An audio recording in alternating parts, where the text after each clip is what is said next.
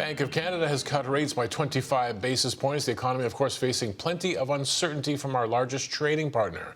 Joining us now to discuss, Andrew Kelvin, Managing Director and Head of Canadian and Global Rate Strategy with TD Securities. Andrew, great to have you back on the program, especially on a Bank of Canada rate decision day. Always a pleasure. Thank you for having me. All right, so we got the 25 basis point cut, and we got plenty from Tiff Macklem and the Bank of Canada about concerns about trade. First, a reaction to what we got today and where we might be headed. Yeah, certainly. It was as expected. I think the way I would really frame the bank's response is we're back to data dependence on some level. It's a really interesting time for the Canadian economy to be hit with this uncertainty shock or these trade tension shocks, because the Canadian economy up to the end of 2024, it was in a pretty good place. The activity data we'd seen for the fourth quarter of the year had been stronger than anticipated. Some of the January data we'd seen also looked pretty decent.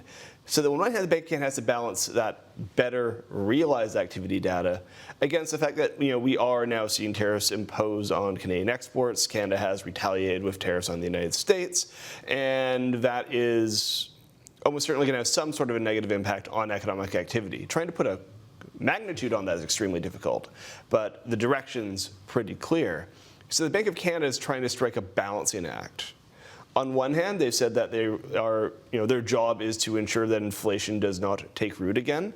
It seems like maybe they are concerned about not repeating some of the mistakes of the pandemic where they kept transitory. Don't worry exactly. About it. I would be very surprised if we saw that word again. We might see a synonym for it, but I don't think that word's coming out again. And they did reiterate that what monetary policy can do is ensure that inflation does not take root.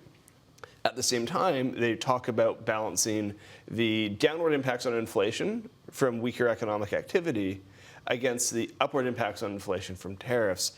And I think that really comes back to the notion of data dependence. If we don't see the weak sentiment data, the weak survey data, translate into weaker overall activity, well, then the bank may well be done. But if economic data starts to deteriorate, particularly if inflation expectations remain well anchored, well, then the bank can keep cutting. And I think there is sort of an interesting political wrinkle at play here, just given that we have seen both the sort of leading candidates in whatever the next election, whatever that may be, have pledged to scrap the consumer carbon tax, which, as much as tariffs are one-off shocks which boost inflation, getting rid of a consumer carbon tax is a one-off shock which reduces inflation in the short term. So it'll be interesting to see the interplay of those things through inflation expectations, which is just one more little wrinkle that the Bank of Canada has to balance. But if I could distill it to something really simple, if the data deteriorates from here, the Bank of Canada stands in a position where they're able to provide more stimulus. But if the economy holds up better than expected, they could quite well be done at 275. Now, you said, of course, the 25 was expected today. I didn't really hear any rumblings about front-loading stimulus in terms of going deeper. Would it have made sense to do that, or is it just simply... It was a very balanced statement, as you pointed out, perhaps even more balanced than the market was expecting. I think it was a bit more balanced than the market was expecting, and some of the market reaction following the statement reflects that.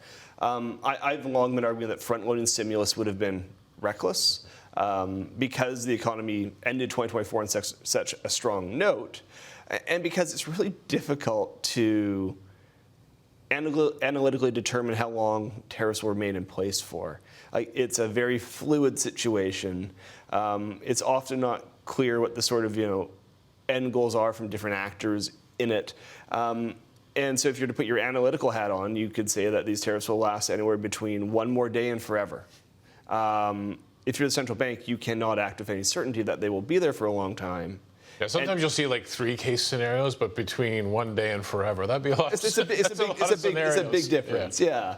And it's something where if you're the Bank of Canada, because you can't be sure that a deal won't be struck in the next month or two, you don't want to put in a huge amount of stimulus that you would not otherwise need.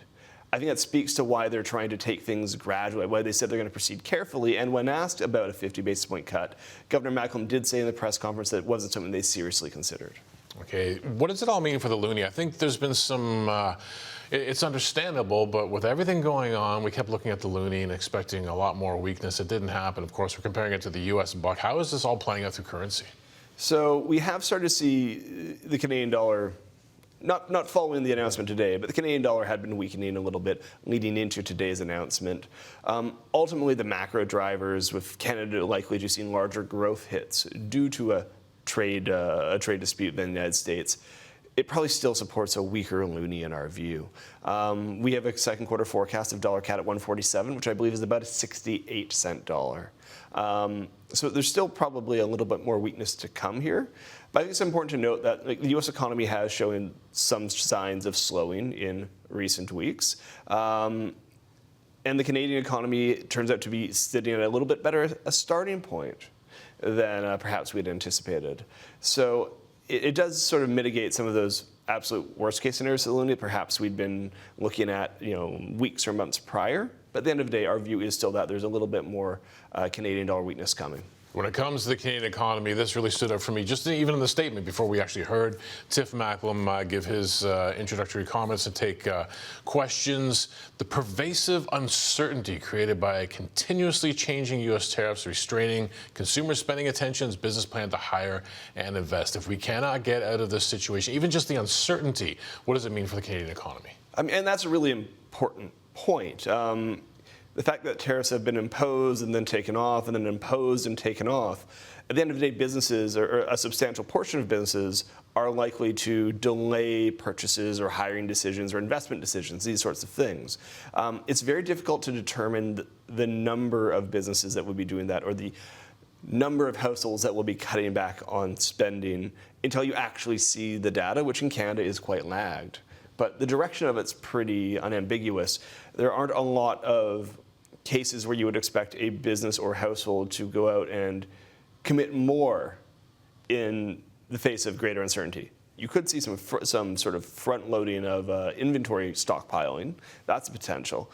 But at the end of the day, uncertainty is only going to make people more conservative. It's going to make people more cautious. And ultimately, economic activity should suffer as a result. It's really just maybe a question of how much does the economy suffer due to the uncertainty. You did lay out a scenario where perhaps they are done cutting at this point. What's your base case forecast for the Bank of Canada over the next several months? Our base case scenario for the Bank of Canada is that they cut 3 more times in 25 basis point increments, reaching 2% by July. And what we're essentially arguing here is the Bank of Canada is talking about balancing the upward inflationary pressures versus the downward from tariffs versus the downward inflationary pressures from a weaker economy. Our view is that growth will slow, and that will cause the Bank of Canada to provide a little bit more stimulus to the economy to smooth that adjustment. Like, they're very right when they say monetary policy can't offset this sort of thing. There has to be a role for fiscal policy, and some structural shifts that may need to occur will take time regardless. But they can smooth that transition, and if we see demand in the economy, like spending, business investment, these sorts of things, if that does start to fall off as a result of the uncertainty and actual realized tariffs, our expectations the Bank of Canada will provide more stimulus there.